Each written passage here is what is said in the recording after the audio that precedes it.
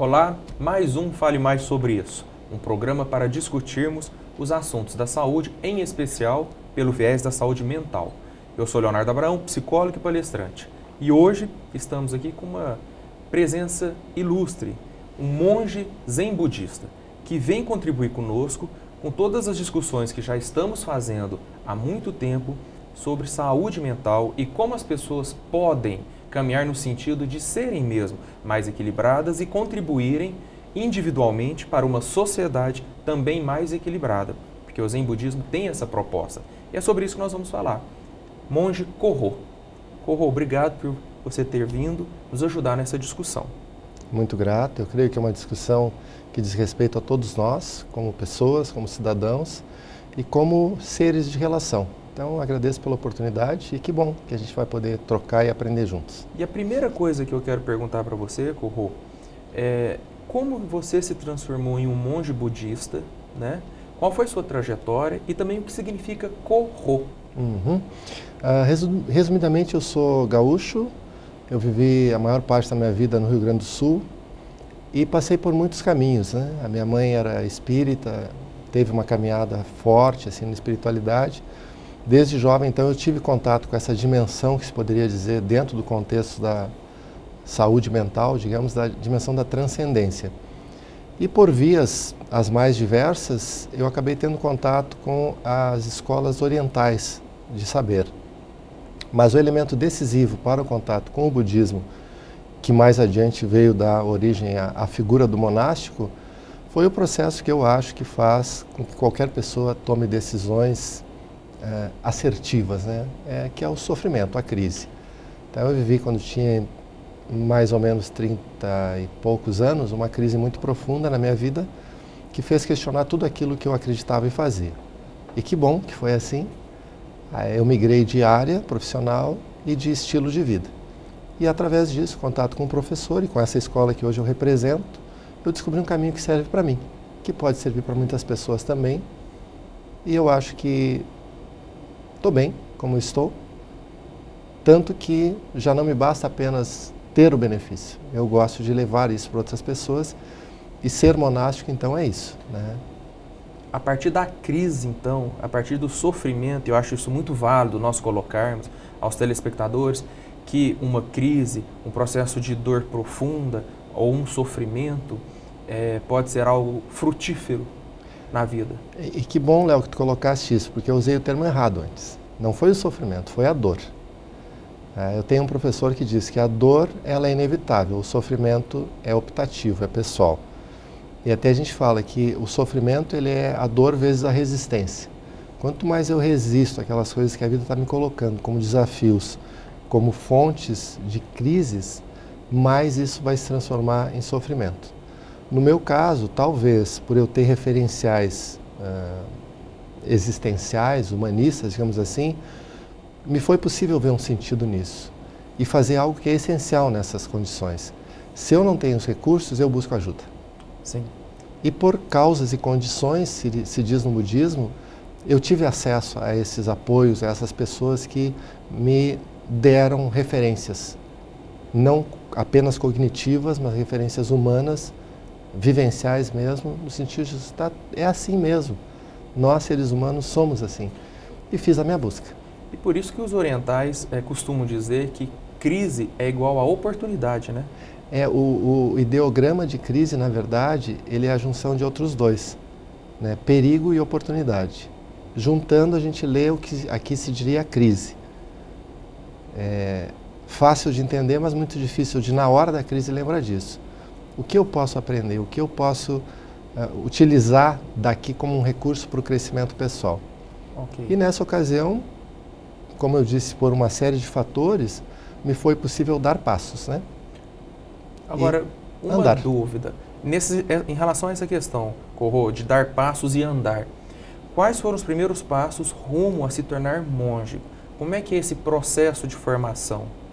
É um processo de formação? É um processo de formação, tanto que tecnicamente eu ainda não sou um monge, eu sou um noviço, né? É muito recente, faz 5 anos que eu fui ordenado, e existem alguns cursos, vamos dizer assim, né? Que não são cursos, mas processos vivenciais que nós fazemos para ter condições de avançar na condição de monástico. Aqui no Brasil?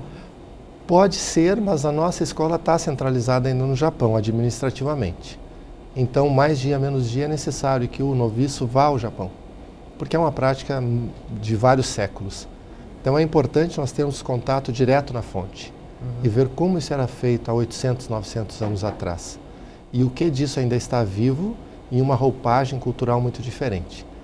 Então, o processo é esse, mas a rigor, quando a pessoa pela primeira vez efetivamente vivencia uma prática meditativa nas suas inúmeras formas, ela já está no mesmo nível meu de prática, porque ela se colocou na condição de um ser humano que aceita todas as suas dimensões. E aí então nós podemos conversar de igual para igual. Então você está falando uma coisa muito interessante, porque você está falando em práticas meditativas, a meditação. Então não é necessariamente o mesmo caminho, por exemplo, que você trilhou, que uma pessoa obrigatoriamente tem que fazer caso queira chegar a esse nível de dimensão, ou de concepção, ou de entendimento da realidade como você está tendo. Aqui mesmo, por exemplo, em Uberlândia, em meditando, ela pode certamente chegar lá. Com certeza, na nossa tradição, o nosso fundador deixou milhares de técnicas meditativas. Existem centenas de escolas, né? Aqui em Uberlândia eu tenho muitas formas de meditar fora do local de prática, né? Tem pessoas aqui que são artistas na gastronomia, tem pessoas aqui que são artistas nas artes plásticas mesmo, tem pessoas aqui que são artistas no cuidar do outro. Todas elas me acessam e acessam a você, a qualquer um de nós, vias de fazer aquilo que tu perguntaste. Qual foi o primeiro passo? O primeiro passo, se eu quero ir para algum lugar, é saber onde eu estou. Então, o primeiro passo é respirar fundo e dizer assim, aonde eu estou? Existencialmente falando. Ora, para isso é necessário um tempo e um espaço. Qualquer escola de existencialismo, para não dizer espiritualidade, vai propor isso. Respire fundo, olhe onde você está, qualitativamente, existencialmente. Aí vão vir os diversos métodos. O método que eu aprendi, que foi gerado por um ser humano como eu, como você, como qualquer das pessoas que está nos assistindo, né? O nosso fundador histórico, acho que depois a gente vai falar sobre isso, né? Ele foi um ser humano como qualquer outro, que teve experiências que podem ser tidas por qualquer ser humano em qualquer tempo da história. Isso é um diferencial muito grande, não existe uma mística, uma revelação associada, que para algumas pessoas pode ser válida e necessária. Para outras, como eu, não é necessário. Então esse processo muito humano, no meu caso, me fez desejar levar isso para outras pessoas. Não porque eu sou importante, mas porque eu sei que isso é possível. E é muito bom fazer. Então é maravilhoso assim, poder partilhar aquilo que já se tem. Mas para isso é preciso ter. Eu não dou aquilo que eu não tenho. Eu não partilho aquilo que eu não tenho. Eu não posso falar de serenidade, de equilíbrio, de saúde, de realmente de encantamento numa vida em que só se fala de problemas, se eu não vivencio isso. Talvez eu possa falar, mas eu não convenço depois de algum tempo, ao longo de alguns anos, né, de convívio. Isso eu acho essencial nos nossos tempos. Seja qual for o seu caminho, viva ele com intensidade, com entrega. Porque aí não precisa estar falando sobre o caminho, você se torna o caminho. Agora, no próximo bloco, Corro, nós vamos, a partir desse ponto, você se torna o próprio caminho, dizer como é que esse caminho foi iniciado, o caminho dessa discussão, por meio do fundador dessa escola, dessa dimensão de conhecimento humano. No próximo bloco a gente vai falar sobre o budismo, certo? Tudo bem. Então, no próximo bloco, entendendo mais a origem de tudo isso.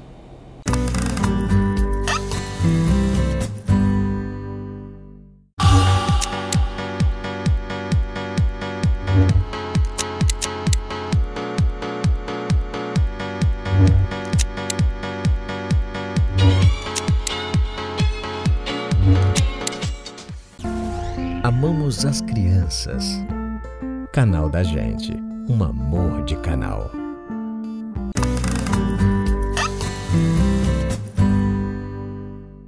De volta ao Fale Mais Sobre Isso dessa semana, com a presença do monge zen budista Corro. Aliás, Corro, no primeiro bloco, você não explicou o significado de Corro. É verdade. Quando nós recebemos a ordenação, não apenas a monástica, mas também a leiga, o nosso professor nos dá um nome. A minha escola é japonesa, esse nome é japonês. Então, os caracteres do meu nome significam que a verdade é imensuravelmente vasta. Ela se revela de formas inumeráveis. Isso é uma mensagem que me dá um caminho por onde eu devo seguir na minha prática espiritual.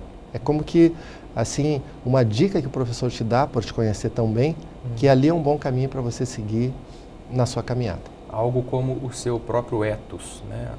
Você poderia dizer assim, os povos nativos talvez dissessem assim, esse é o presente, essa é a medicina que você traz para o mundo. É uma indicação. Então, a verdade não tem limites na sua manifestação. Ótimo. Agora, Corro, você no primeiro bloco falou um pouco sobre sua trajetória lá do Rio Grande do Sul, né? Uhum. E aí você viveu um momento de crise, essa crise abriu uma oportunidade imensurável também de descobrimento e redescobrimento de uma nova possibilidade de vida, né? Mas e a escola a qual você se filia, essa dimensão espiritual, de entendimento do mundo, da realidade? Conta um pouco pra gente sobre o início disso tudo. O budismo, ele surge naturalmente, como todas as grandes tradições espirituais da humanidade, né? Buda é um título, né? Buda significa aquele que despertou das ilusões do mundo. Todos nós somos Budas, todos nós temos isso inato em nós, diminuir o nível da nossa ilusão. E esse personagem histórico, né, o Shakyamuni Buda, ele foi um cidadão como nós, que consta historicamente, uma vida muito privilegiada do ponto de vista da condição social, um pai nobre, e que entra em questionamentos, principalmente através de 3 dimensões, de ver que na vida humana existe doença, velhice e morte. E por realmente conceber que isso é algo real, ele começa a buscar. Então vamos imaginar o que hoje seria o norte da Índia há 2.600 anos atrás, 2.580 anos atrás. O sistema era muito rígido. Então fazer uma busca desse tipo normalmente só poderia ocorrer abrindo mão da vida. E ele fez isso, ele tinha um filho, um filhinho, tinha uma família, tinha uma esposa e um filho, e ele sai nessa busca. Então ele faz algo que para nós é muito simbólico. Naquela época os nobres usavam cabelo longo, ele corta o cabelo, tira o cabelo, ele abre mão desse símbolo de status, de poder e busca.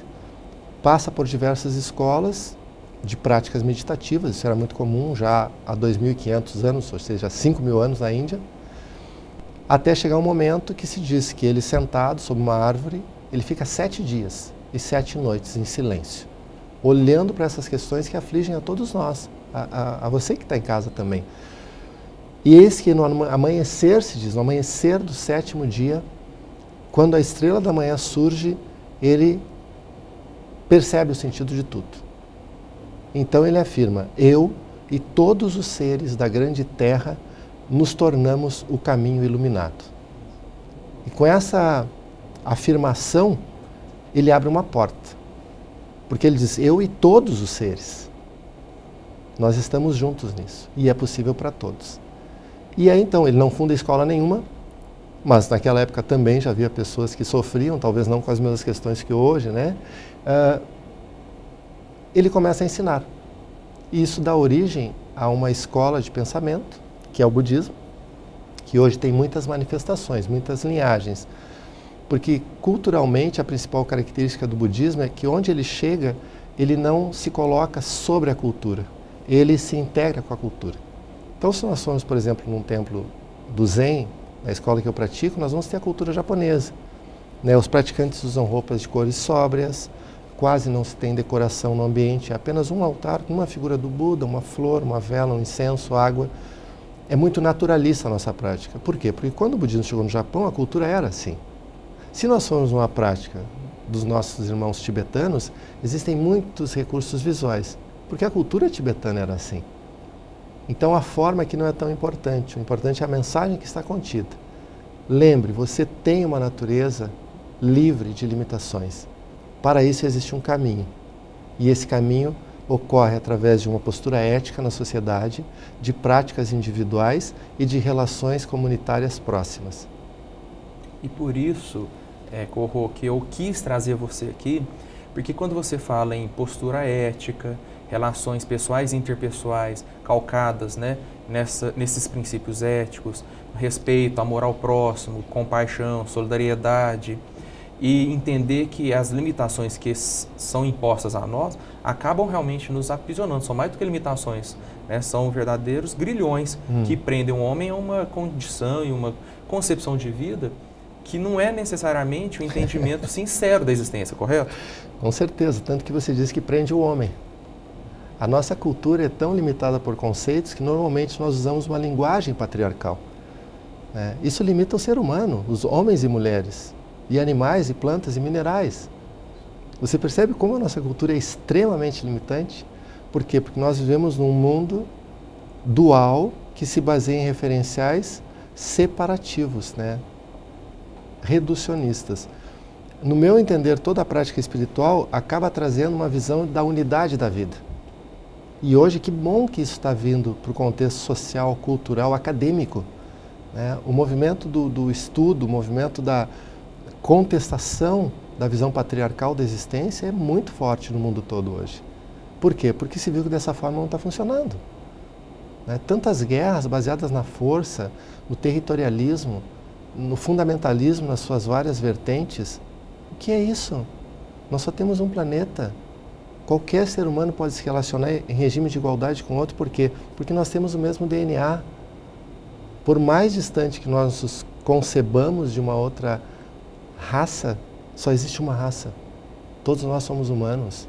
Todos nós intersomos, né? Como diz um professor do budismo do Zen vietnamita. Nós não existimos uns sobre os outros. Nós existimos uns com os outros. E você está falando isso agora, e há pouco tempo atrás você disse que o Buda, lá embaixo da árvore, depois de 7 dias, percebeu a unidade entre todos os seres, é o que você está falando, é disso que você está falando agora, e eu peço que você fale mais no terceiro bloco, porque esse bloco está encerrando. E eu queria ficar 3 horas discutindo isso, mas no próximo bloco a gente volta falando mais sobre isso. Volte com a gente.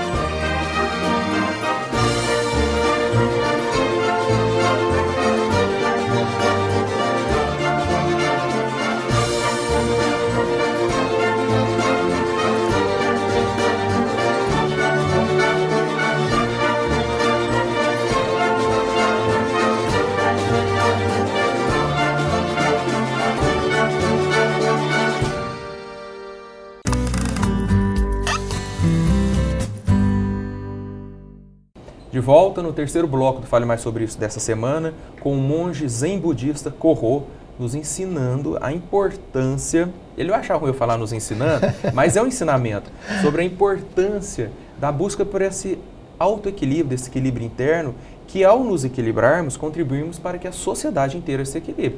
Estou errado? Absolutamente certo, até porque não existe sociedade, né? Existem pessoas que vivem junto em comunidade. Então, quando nós tratamos um órgão, uma célula do nosso corpo, o sistema todo se beneficia. Então, o que nós estamos fazendo aqui é isso, nós estamos beneficiando toda a sociedade de Uberlândia, o país inteiro e o planeta inteiro. Não existem separações, em última análise. E que bom se nós pudermos acreditar nisso, não com a cabeça, mas em japonês se diz Shin. Shin é coração-mente. O japonês fala, eu penso apontando para cá, né? Porque é uma coisa só. E nesse nível nós estamos todos juntos, nós e todos os seres da grande terra, como disse o nosso fundador. Olha que interessante, porque realmente são diferenças culturais. Na nossa sociedade, ou seja, no nosso agrupamento de seres humanos, né? Já que não existe sociedade, e nem homens, né? Sim, seres humanos, para não ficar no patriarcalismo igual você tinha colocado. Quando a gente se refere, né, ao pensamento, vamos pensar, e os japoneses, vamos pensar. Sim. E aí, então, talvez nós tenhamos entrado num tópico que eu acho importante, que dessa vez um dos focos de vir a Uberlândia foi partilhar um pouco sobre isso, né? Como essas técnicas de milhares de anos atrás, 2.600, 3.000 anos atrás, podem ser acessadas a qualquer pessoa, de uma forma não sectária, mas num nível humano. Como eu posso efetivamente ter algum benefício de fazer algo que foi gerado há tanto tempo? Né? Então, especificamente no meu trabalho, hoje eu faço uma formação nesse viés, trazer as técnicas meditativas, contemplativas, para o setting terapêutico, para um ambiente de tratamento de pessoas em sofrimento emocional. No meu caso específico, eu trabalho com os reflexos corporais dessas dores emocionais. Por quê? Porque não existe separação. O corpo é um corpo, como um todo. E aí nós temos as nossas crenças, as nossas relações e seus efeitos, e bom, né, como há pouco tu me falava que tu machucaste o joelho. Fisicamente, ok, mas isso vai impactar tuas relações. Talvez tu peça ajuda em outra condição, que em outra condição tu não pediria. Para mim é muito fácil entender isso. Nós somos um todo, nós somos indivíduos, nós não somos divididos. Nós caminhamos com todos os nossos ancestrais, se diz na minha tradição. Nós trazemos todos eles juntos, com gratidão e com respeito. E procuramos levar isso da melhor forma possível para o mundo onde nós vivemos. E isso hoje é tratado como uma técnica. Especificamente eu aprendo uma, que é isso que nós partilhamos aqui em Uberlândia, que se chama Mindfulness. Se poderia traduzir como atenção plena. Viva o momento presente de uma forma consciente, com aceitação e sem julgamentos. Isso é muito fácil de falar, mas bastante desafiador de fazer. Nos nossos centros de prática a gente faz isso o tempo todo, porque a nossa prática espiritual passa por isso. Viva a sua vida onde você está, como ela é, encontrando um sentido, não porque eu busque, mas porque as coisas são como são, e abrindo a possibilidade de que há perfeição nessa limitação que nós vemos no cotidiano. Isso se reflete na nossa vida pessoal, na nossa vida de relação e na nossa vida de comunidade, local, estadual, nacional e planetário. E a partir daí surge toda uma prática, em termos técnicos, em termos comunitários e também em termos transcendentes e espirituais. Corro, agora você está em Uberlândia para dar palestras sobre tudo isso, que você está falando, que você está vivendo, e que eu acho que ao te trazer aqui o Fale Mais Sobre Isso tem buscado levar isso ao conhecimento dos telespectadores. A gente tem se esforçado em mostrar que o corpo dialoga com o espírito com o psiquismo e que somos esse todo que você está dizendo. Agora, você diz que trabalha com essa questão ligada ao corpo também, mas não aqui em Uberlândia, nem no Rio Grande do Sul e nem aqui no Brasil, Fala para o nosso telespectador, onde é que você trabalha? Por força de circunstância, eu moro há 5 anos na Suíça, na parte alemã da Suíça, em Zurique. E lá eu trabalho numa instituição que atende basicamente pessoas com autismo e síndromes, diversas síndromes. Então nós somos cuidadores dessas pessoas. Mas talvez seja interessante dizer por que eu fui para a Suíça. No budismo japonês, os monges são casados. E a minha mulher, que hoje também é monja, o filho dela sofreu um acidente bastante grave. E ele ficou clinicamente tetraplégico, funcionalmente paraplégico. Então nós fomos abrir possibilidades para ele. Por quê? Porque nós não apenas acreditamos na cabeça, nós sentimos no coração e no nosso corpo que é nossa condição natural ser felizes, independente das circunstâncias. Então quando um filho fica numa limitação física, muitas vezes os pais também se sentem um pouco deficientes. E convivendo com essas pessoas, a gente vê que eles são eficientes. E é muito bonito isso, ver que todos nós somos um pouco limitados, todos nós temos necessidades especiais, todos nós somos um pouco dissociados.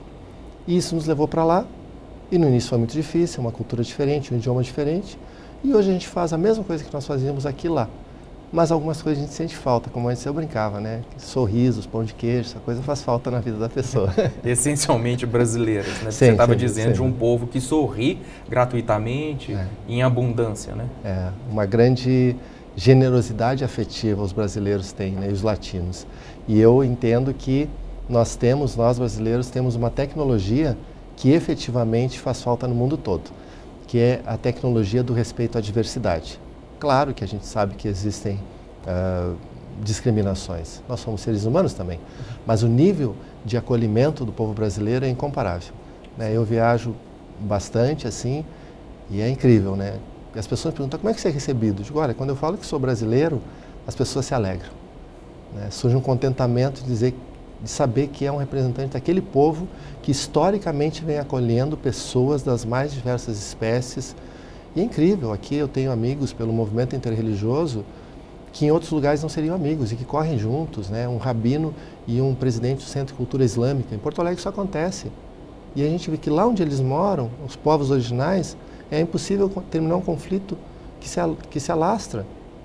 E eu não estou criticando a questão em si, mas eu estou apontando para a possibilidade de solução. Sim. Além de budista, ou eu não sei qual é a sua crença, se você tem uma, nós somos seres humanos. Sim. Então existe um nível em que nós podemos conviver harmonicamente e gerar benefício para nós mesmos e para a sociedade como um todo. Corro, eu gostaria que você ficasse toda a grade do canal falando sobre todos esses assuntos e todas essas belíssimas lições, né? Que a humildade das suas colocações, a singeleza das suas colocações, com certeza tocam os corações, né? De quem está ouvindo, de quem está vendo, né? Com todos os sentidos possíveis. Mas o programa tem um tempo, terminou e eu sou obrigado a encerrar, mas te agradecendo e te deixando um convite eterno. Toda vez que vir Uberlândia, venha ao Fale Mais Sobre Isso, venha ao canal da gente, que é um canal voltado ao amor, para falar sobre isso. Muito grato pelo serviço que vocês prestam à comunidade, por essa oportunidade.